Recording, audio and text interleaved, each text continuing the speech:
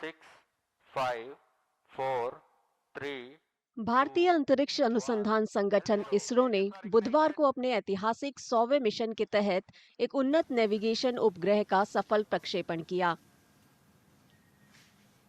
इसरो ने जमीनी, हवाई और समुद्री नेविगेशन के साथ साथ कृषि में मदद के लिए ये नेविगेशन उपग्रह लॉन्च किया। ये प्रक्षेपण इसरो के अध्यक्ष वी नारायणन के नेतृत्व में पहला मिशन है। उन्होंने 13 जनवरी को पदभार संभाला था। I am extremely happy to announce from the spaceport of ISRO that the first launch of this year 2025 has been successfully accomplished, with GSLV F-15 launch vehicle precisely injecting the navigation satellite NVS-02 in the required intended orbit.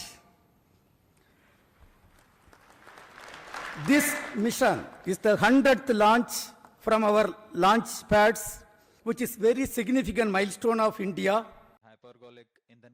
ये उपग्रह नेव IC series का दूसरा उपग्रह है, जिसका छोटा रूप navigation with Indian constellation है।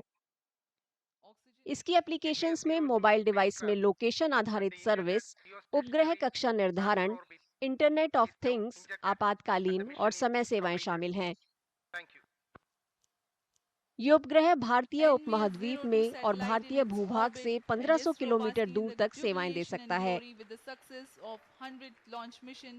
बेंगलुरु के यूआर राव सैटेलाइट सेंटर ने NVS-02 उपग्रह को डिजाइन किया है। इसका वजन लगभग 2250 किलोग्राम है।